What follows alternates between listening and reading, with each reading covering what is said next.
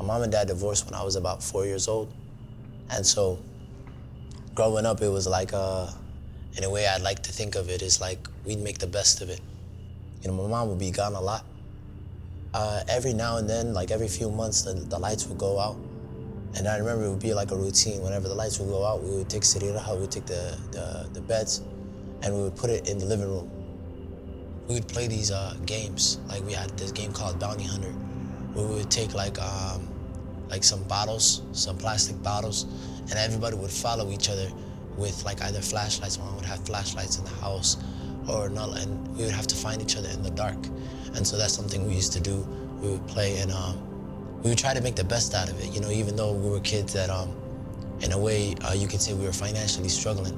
You know, although that struggle was there, it was bittersweet because I wasn't alone. My name is Abdurrahman Warsame.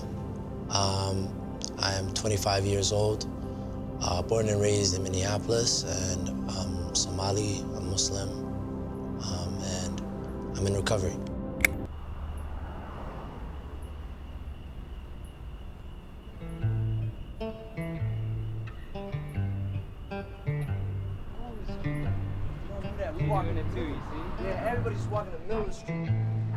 Imagine a world where worries are a blur, where mixtapes grow on trees and rap battles roam free, where we all got afro puffs and there's no handcuffs and our black beautiful skin is bulletproof, where the dragons with the badges are burned with our handmade matches and the humans consumed by the flame are set free, and only I am left spitting fire.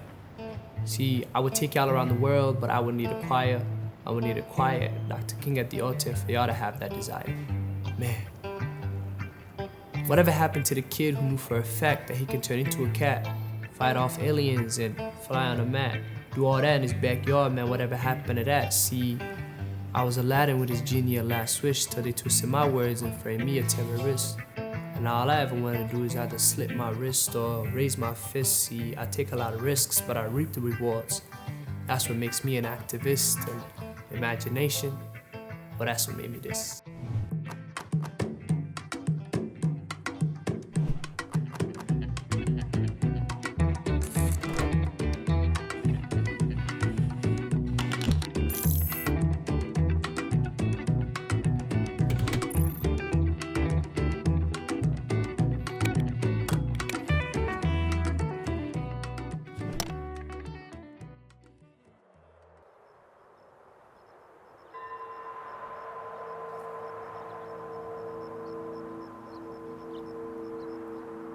In 1977, there was a war between Somalia and Ethiopia. So there were remnants of Somali Ethiopians or from the region, from the Ogaden region, that who were brought to the United States.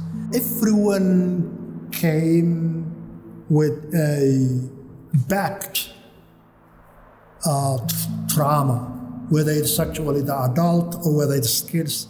A child that was 10 years old at the time when the war or civil war broke out only heard of horrifying terror.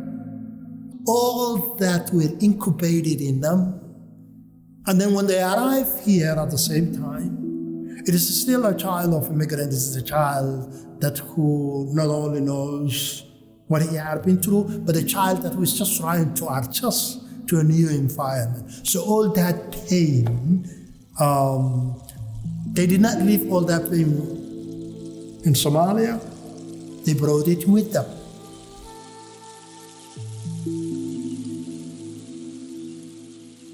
I think of generational trauma as sort of the rocks we carry from generation to generation. And we pass them down, and the younger generation is left holding these really heavy pieces that they don't know what to do with, and they don't always know where they came from. Just being in that, in a civil war, needing to flee, dealing with scarcity, establishing in a new country, you're left to really think about safety, just day-to-day struggles, whereas the younger community is really learning how to integrate, how to be in school, how to balance different cultures. there's an emotional struggle that comes along with that. And sometimes balancing those needs can be really difficult to have conversations about, to be empathic about, to really just make space for all of it.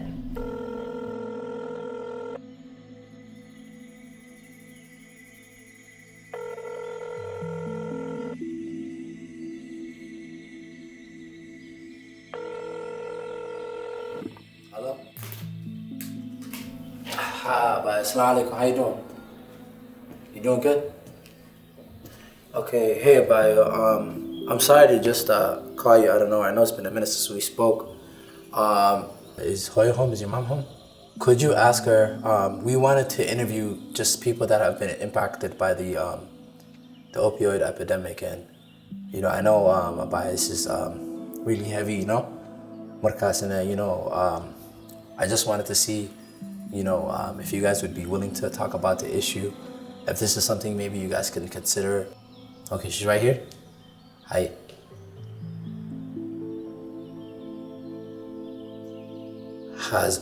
Okay. My medal. Okay. It's okay, Abaya. It's okay. No, Allah, it's okay. Don't worry about it. I'm sorry just dropping on, this on you. I know it's a lot and it's been a while. Like, inshallah, Allah naharista abu, and may Allah, help your family. Okay, hiya, bye. Assalamu alaikum. Did she say no? Yeah. Say no? Yeah. How many families have you called that say no? That's for real. I think we're like on 22. I think we're like on 22. I think this is number 22. So why do you think they're saying no? It's just taboo, bro. You feel me? We have been through a lot. So people just exactly have some kind of a self-injuries. They are hurt. So they don't want to add any pain to whatever that they know that somehow or other they are being through. They just try to somehow protect themselves. We are just trying to protect ourselves from anything that is somehow or the other that we see it is a negative, that puts a negative light on us. Sometimes it's actually really cathartic to talk about that itself, but it is just that we don't want to, in other words, if I use the colloquial language, we don't want to expose or our laundry. We don't want to just exactly expose everything.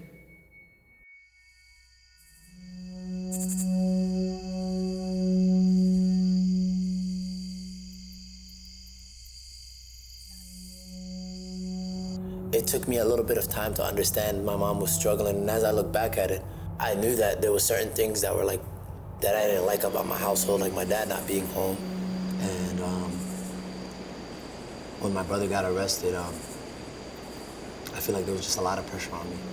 He was the oldest boy in my family, and I was next up after him, but because of the way my family was, it was like all the pressures that were on him were not on me until he got arrested. And so when he got arrested, all those pressures kind of came onto me. And instead of being that person, to man up and kind of step up, when everybody needs you, I couldn't handle the pressure, When we get ripped out of our reality, and we get constantly ripped out of our reality, that beautiful reality, it's hard to kind of teach yourself ways to cope. And the sad truth is sometimes that leads to guys, and girls using drugs to help them cope with that. Yeah. Our behavior comes from somewhere, it's influenced by something. People are not able to put a name to what it is that they're experiencing. So to help them kind of work through that and say, you have experienced trauma, and these behaviors that you're experiencing is a symptom of that trauma that you went through. During the first couple years of my high school, I already started experimenting with so many different things. The last thing on my list was drugs. I stayed away from that during that time period. My senior year, I was out going to parties, just doing stuff that I never thought I'd see myself doing, like stealing. And a lot of it I feel like was just a way for me to just escape. It is reasonable for them to look for a way to placate their demons or somehow or other to appease whatever that they were running from, the pain itself. So to some extent, where else would they run to? And what else is available to them? I met Abdurrahman when we were in high school, but we weren't really friends in high school like that up until we graduated and we started hanging around with each other after school. I think when I graduated high school, I wanted to experience a little fun, a little joy. I wasn't going to college, so I had a lot of free time on my hand. So, I started walking around and getting into different experiences with people. So one day we were together, and he was a heavy smoker. And I remember when I ended up smoking with him, I remember it was just the most euphoric experience of my life. It was like everything was just, all the colors were like more bright. Everything tasted better, looked better, sounded better. And I just was laughing the entire time. I was still around the same people that let me try it. So they let me try it again and again and again, and to the point where it just became something casual and something that we just normally do every day. We never thought of it.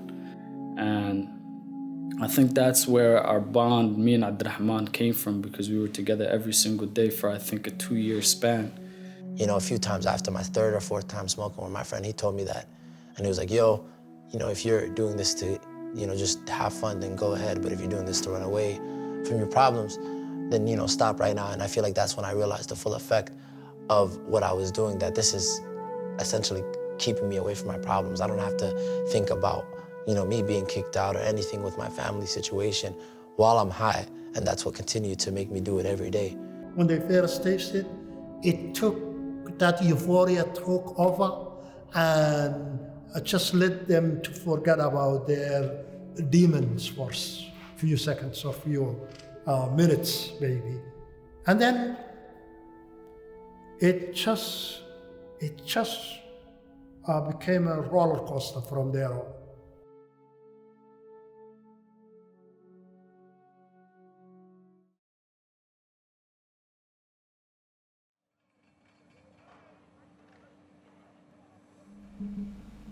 Even though we were smoking marijuana, we always set a bar on what type of drugs we would do.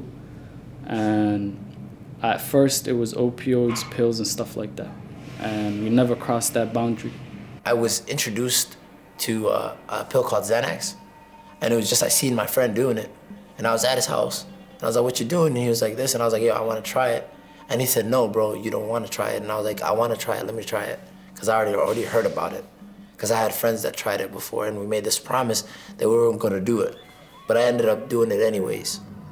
And I remember the biggest thing about the Xanax was that I would forget. And so as I would forget, I just realized, yo, this is something that makes me forget my day. And a lot of these days I didn't want to remember. I was taking Xanax, I was smoking weed. In October of 2016, one of my friends, his older brother who was with us, he got shot while he was with us. And it was very quickly where I just entered into this lifestyle of, robbing, stealing, just doing a whole bunch of illegal activities. And it quickly turned into less of a want and more of a need, because now I have something that I need to provide for. In terms of our drug use and how we could afford it, it was always something that came into our pockets for us to be able to use. I mean, I can't really sit here and think about exactly how we were able to afford so much drugs in that amount of span, but I think it's just survival's instinct, to be honest.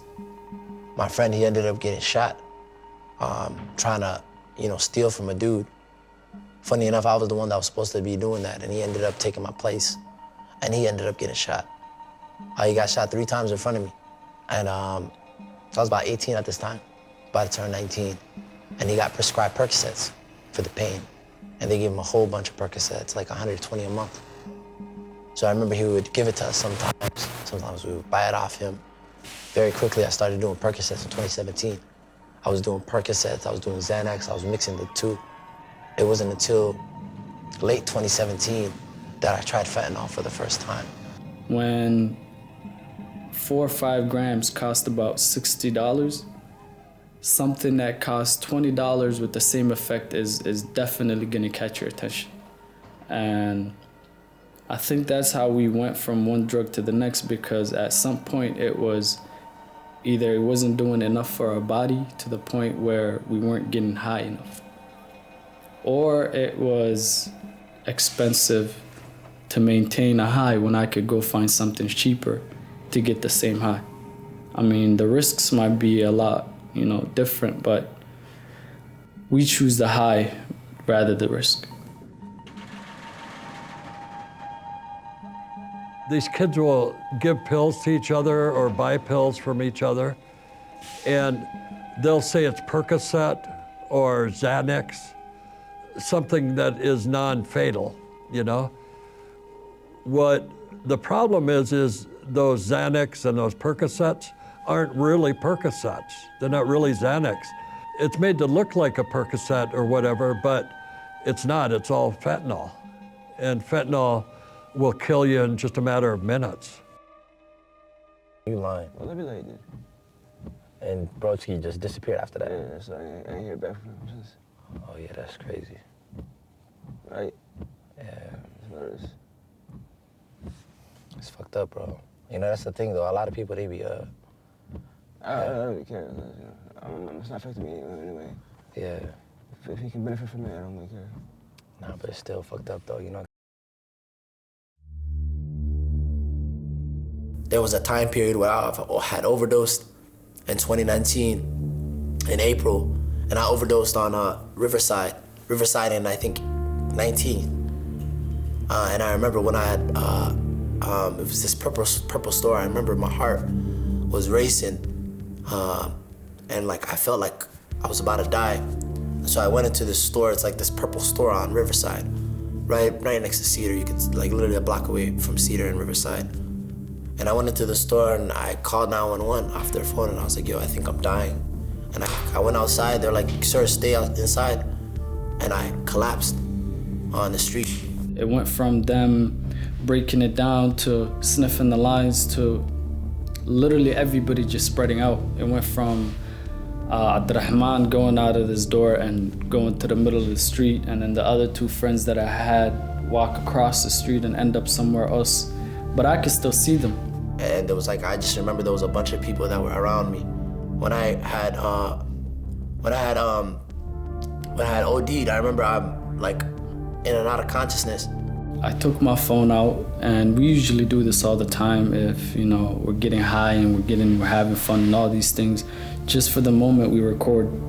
And I took my phone out and I was recording. Each one is like 10 seconds, 10 seconds, 10 seconds, 10 seconds. But the total clip was 1 minute. And from the beginning of the clip, what you see is Abdurrahman on the window. And by the end of the clip, you just see Abdurrahman lifeless on the floor. And all I remember is a dude, like he picked up my hand like this, and he said, yep, this is either fentanyl or heroin. I was calling random people in the middle of the street to try to help me at least try to save them. And in the middle of that whole process, I picked up the phone, I called 911, and I'm just telling them to come. My mind is blacked out, I'm confused, I don't know what's going on. In my head, the whole time, what am I gonna tell their parents?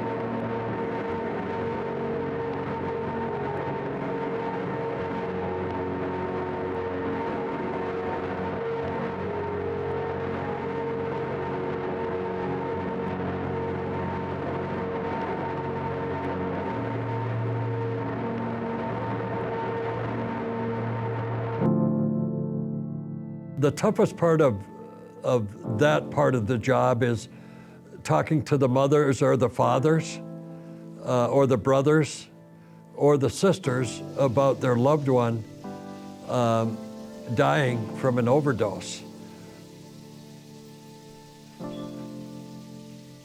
I want to talk about stigma in general. What is your relationship? What kind of money now? No, stigma.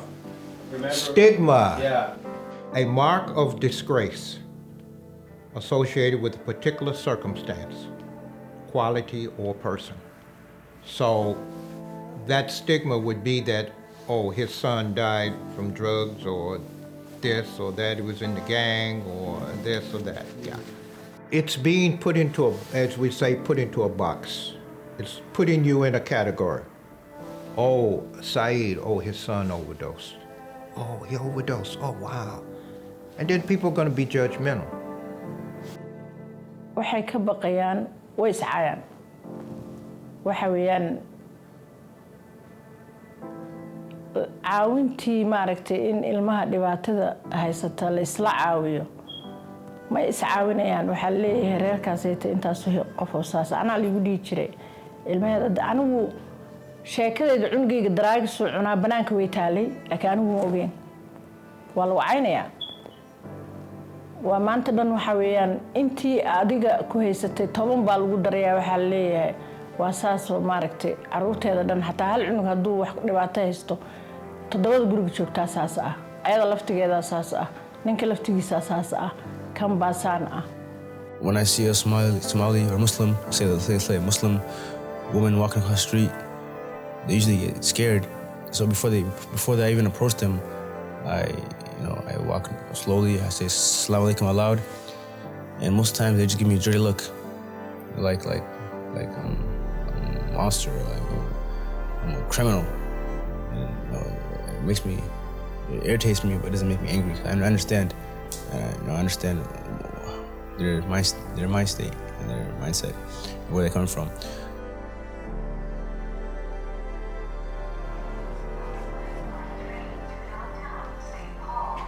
I usually put a blanket down on the floor.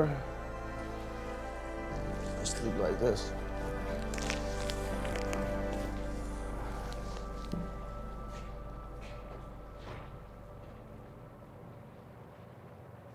That's how I sleep. Do people talk to you and tell you to go and sleep here? No, usually people come tell me, "Are you okay?" And they say, "What's about it?" No one tells me to leave. In the morning, sometimes in the morning, the guy come clean. He tells me, "Hey, buddy, I'm gonna clean and you can come back when I'm done." Because I'm usually respectful and I clean after myself. And nobody takes your towel? No, only time people tell me to leave when the police come. They say, "Hey, what are you doing here? What are you doing here?" And I say, "I'm waiting for the train." And they say, "All right, buddy, you gotta leave. And I usually come back when they leave. I come back. Okay. Is it good cold? I mean, it's warmer than outside. In the elevator, it's pretty warm. Sometimes I sleep in there when nobody's here. If I'm by myself, I sleep in the elevator. But when there's people, I like to sleep out here. Yeah, it's better than outside. It's not that cold. Especially if you have a blanket, you're good. That's good. It's decent. And especially when you have drugs here, you don't feel the cold really.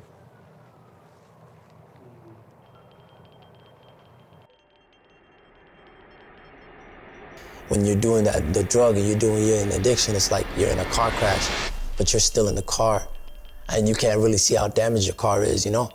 The craziest thing about it though in life is that imagine your addiction, your car is crashed, but nobody's telling you your car is crashed, how badly it's crashed. And even if they are, you still can't see it. As a Somali community, there's always a stigma with somebody that does drugs or somebody that used to do it. Stigma is huge. A lot of our people don't understand addiction. They don't understand mental health. We know it's the elephant in the room, but the people are pretending as if it doesn't exist, you know?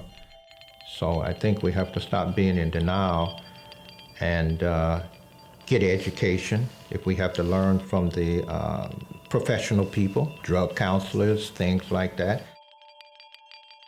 I think shame is embedded into our culture with everything being and not, ruining your name or bringing shame to the family or whatever it is, So if somebody's struggling with addiction or they have a severe mental health issue, it's not talked about, It's kind of brushed off, it's kind of, swept under the rug because of the fear of the shame that's gonna come with that, and the judgment that's gonna come with that. And that's kind of how stigma continues to, continues that cycle forward. But I think the more we understand it and normalize it, the more that we can move forward and kind of fighting that and challenging that stigma. In all honesty, addiction isn't the root of this stuff.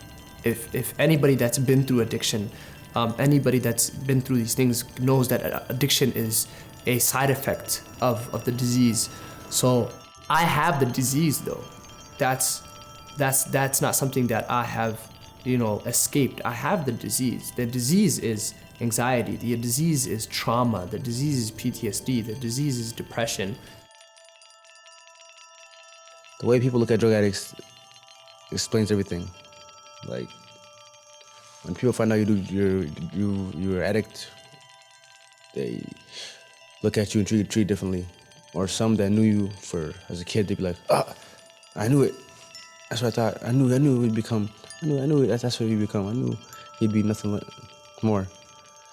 Or it's not like people care. Sometimes people don't care what people think. It's like it's just like no one wants to be looked at and treated as such.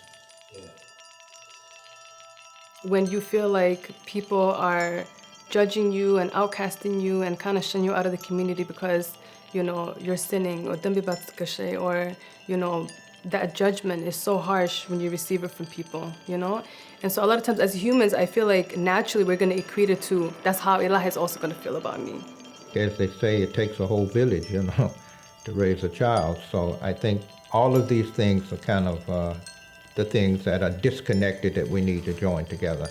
Our imams and moms and fathers and community leaders and the masajid and all of that. Anything that intoxicates the mind, it becomes completely haram. However, no human being is perfect. We all have our own shortcomings. So if any person becomes, for example, alcoholic, or they have unhealthy attachment to drugs, then although that thing is haram, but that person needs our help. So we have to differentiate between the action or the legal ruling and the person that is doing that. The person is still a Muslim, he still is one of us, he still needs our help. And the way that the deen or the religion approaches is that we must approach those type of people with leniency, with compassion, with mercy. For me, the way I approach it is kind of normalizing, addiction, normalizing mental health. Because you'd be surprised once you realize how many other people are going through the same thing as you and can relate to your experiences as well. It gives you some type of comfort.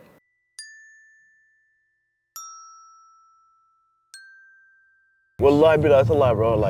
I be seeing people I never expect to be out here. That's why I don't even get shocked no more. When I see someone that I'm doing G or out here, cause I already, When I see some crazy shit. Yeah, I already see my exactly lie. I see old Somali mom. I was like lady I knew, Talk about how they Kenya Hanun Kamasta.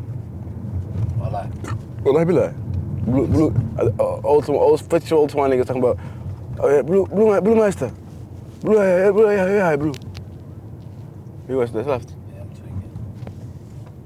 I started thinking about shit. Yeah, bro. You hear about the small mom rushed her for the kids? Her kid OD'd, right? Yeah. And it was because of her. Yep. Yeah, I heard about that shit.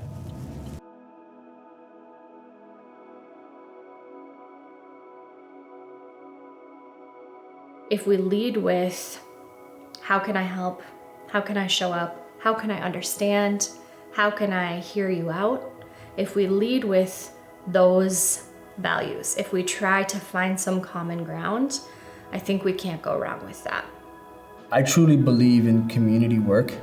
What I mean by community work is generally sincerely understanding that all we have is each other in the work, because ultimately we all have a common interest, right? You know, I'm having kids, you're having kids, we're all gonna be having kids, and you know, whatever the differences are, whatever, you know, views there may be, or legacies, or, you know, histories from back home, ultimately the only way of surviving is all getting on board in that we need to do this work together.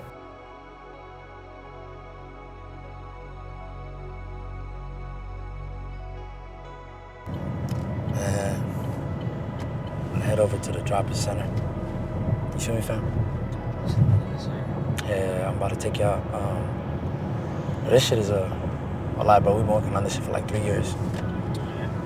I encourage every single person to try to do the hardest thing, you know, which is overcoming any obstacle, rather than escaping, because escaping is easy. You know, overcoming and hard work and, you know, climbing walls and stepping over ladders and stuff like that, that's where the real trophies and rewards come from. One of the biggest things that I realized in life, especially throughout my recovery, is that nothing is impossible. That means failure is not impossible and success is not impossible. Everything can happen in this world, and really just taking one step at a time is your biggest key to reaching your goals. You know, when somebody starts that journey of recovery and are sober and are in recovery and they have a slip up, you know, relapse, we always say, is part of the process, right? There's a wave right now of like sharing recovery stories, and that's beautiful. I love that. But sometimes it kind of scares people because they think recovery is linear.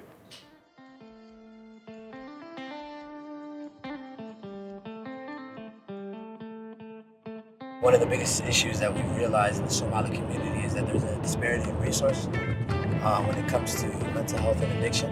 A lot of times people don't know where to go, you know what I mean? I remember trapping on the block, and across the street there's an addiction clinic, never heard of it. I started doing work around the opioid, and I meet a lady who's like, yeah, we own the clinic, it's right here. Telling me all types of shit about, yeah, there's this thing called Suboxone that helps with withdrawals. I cold turkey that shit. Never knew what Suboxone was, never knew what methadone was. And so I remember me, Mohammed Sharif, Khadr, Fortune, we all talked about, yo, we need a space that is meant for the community, more specifically for people that are struggling with addiction. Everybody's posting up on the block, they have nowhere to go. Man, wallah, this shit is so surreal. Because this was something that was a conversation, it was just an idea. Just last week, there was a big ass dumpster here because they were throwing so much shit out. Alhamdulillah.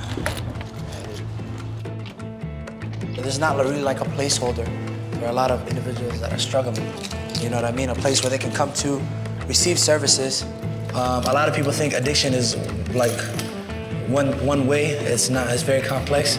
There's a lot of people that, you know, need help, bro, that are not probably willing to change yet, or they're not at that point yet. Yeah, recovery is about meeting people where they're at, you know what I mean? So like, a lot of times people, you know, are not ready yet to change, but they still need food, they still need a shower, they still need help, housing, they still need resources. With treatment, it's like, it's 3 months, but recovery is a lifetime. Recovery is a process. Recovery looks different for everybody. Recovery is something that is a long-term achievement. It's not something that is 20 days, 60 days, 90 days, 2 years, 5 years. It's a lifetime achievement. Sometimes it kind of scares people because they think recovery is linear. You know, it happens in a straight line. I do drugs, I get off drugs, I'm straight now. But it's not necessarily how it works. When we're looking at something like addiction, and when we're looking at mental health, we can't look at it as though you're either sick or well. Perfection is not really what we're striving for. We're striving to day make small improvements, right? These things don't happen overnight. And I think it's really important to celebrate the small successes. When I trip right now, if I'm just taking a step, it's not gonna hurt as much as if I'm running and I trip. So really just taking a step at a time and understanding that, yo, Rome wasn't built in a day. For 4 years, I will get to where I want to go. I will heal from my traumas. Louder though, come on now, brother. That's some important shit. I will overcome my struggles and I'll get to the success that I want. But it's gonna take time. Hope is never lost. Yo, I feel so amazing over here with our friends. We celebrated 4 years of sobriety for my brother.